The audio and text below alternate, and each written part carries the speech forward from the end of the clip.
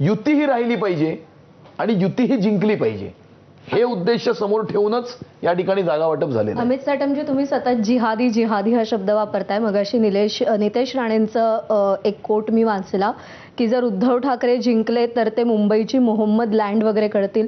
हे एवढं एक्स्ट्रीम होण्याची गरज आहे आता या निवडणुकांमध्ये?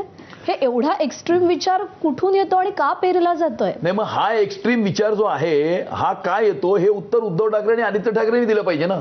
ज्या वेळेला भारत तेरे तुकडे होंगे इन्शाअल्लाह इन्शाअल्लाह अशा घोषणा देणाऱ्या उमर खालिद ची बेल ज्या वेळेला रिजेक्ट होते, शार्जिल इस्लामची बेल ज्या वेळेला रिजेक्ट होते, त्यावेळेला आदित्य ठाकरेंना चिंता वाटते त्याची.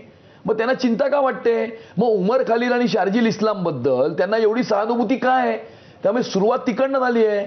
आणि त्यामुळे तुम्ही जर उमर खालिद आणि शार्जिल इस्लामच्या पती जर तुम्ही सहानुभूती व्यक्त करणार असाल तर आम्हालाही मुंबईकरांना सावधान करावंच लागेल. आणि मग तुम्ही पाकिस्तान जिंदाबादच्या घोषणा देणाऱ्या रशीद मामूला पक्षामध्ये घ्याल, मग आम्हाला मुंबईकरांना सावधान करावंच लागेल.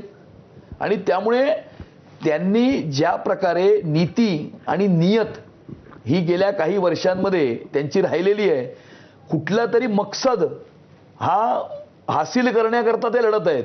आणि ते जर कुठला तरी मकसद हासिल करण्याकरता लढत असतील तर मुंबईकरांनाही आपलं कर्तव्य बजावावंच लागेल ना.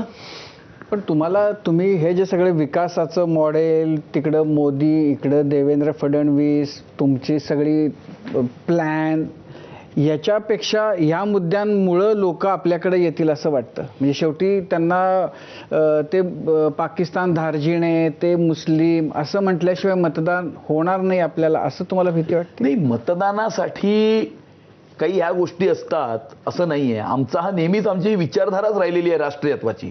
त्यामुळे हे काय इलेक्शन आहे म्हणून आम्ही नाही बोलत आहोत. आता फॉर एक्झाम्पल मी तुम्हाला सांगतो, टिसने एक रिपोर्ट काढला. आता टिस तर एक स्वायत्त संस्था आहे, एक न्यूट्रल ऑर्गनायझेशन आहे. टिसचा रिपोर्ट बघा ना तुम्ही, the silent invasion in Mumbai अशा प्रकारचा टिसने एक रिपोर्ट काढलाय, the changing demography of Mumbai. पण टिस तर भाजप नाहीये ना.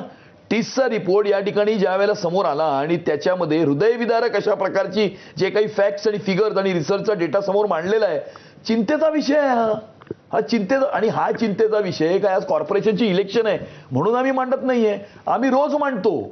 उलट ते महानगरपालिकेची निवडणूक आली की त्यांना मराठी माणसाचा कळवळा येतो. कॉर्पोरेशनची निवडणूक झाली की मराठी माणसाला ते विसरतात. का नाही आजपर्यंत मुंबईच्या महानगरपालिकेमध्ये मराठी तरुणांना उद्योजक करण्याकरता त्यांनी काही कंत्राटदार केले, त्यांच्याकरता काही स्कीम केली? काहीच नाही केलं. तुम्हाला जशी चिंता वाटते, काल राज ठाकरे कट्ट्यावर होते, त्यांनाही एक चिंता वाटते. त्यांना असं वाटतं की प्रत्येक मोठा प्रकल्प अदानींना दिला जातोय, प्रत्येक ठिकाणी अदानींचं नाव येतंय आणि हळूहळू आपण आपली मुंबईच महाराष्ट्रापासून तोडण्याचा डाव आहे. आता ही त्यांची चिंता आहे. त्यांची जी चिंता त्यांनी ज्या व्यक्तीबरोबर केलेली आहे त्या व्यक्तीला त्यांनी घरी बोलवलंय, त्यांचा सत्कार केलाय, त्यांचं स्वागत केलंय, त्यांच्या सगळ्या उत्सवांमध्ये ते सहभागी झालेले आहेत, त्यांच्या सगळ्या लग्नांमध्ये यांची पोरं नाचली आहेत. मग त्यावेळेला कुठे गेलं होतं? त्यामुळे यांची भूमिका ही दुटप्पीपणा, ढोंगीपणाची भूमिका आहे. मराठीच्या बाबतीत पण हीच भूमिका आहे. स्वतःच्या पोरांना बॉम्बे स्कॉटिशमध्ये शिकवतात आणि मराठी माणसांना सांगतात की महापालिकेच्या शाळांमध्ये, मराठी शाळांमध्ये तुमचं दाखला घ्या.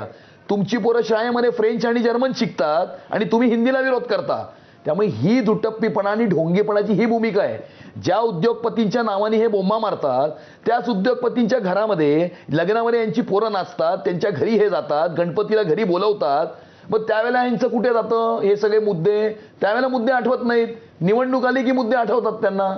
त्यामुळे खरं तर त्यांनी उत्तर द्यावं की ज्यांच्यावरती ते आक्षेप घेतात त्यांना त्यांच्या घरामध्ये स्वागत का केलं? त्यांचा आक्षेप तुम्ही ज्या उद्योजकांची नावं घेताय त्याच्याबरोबर केंद्रावरही आहे, राज्य सरकारवरही आक्षेप त्यांचा त्याच्यावर. आक्षेप काय आहे? आक्षेप हाच ना, मुंबई तोडण्याचा डाव.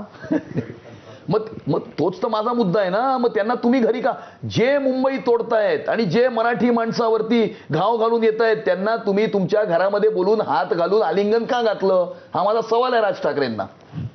2 महिन्या पहिले एका IPS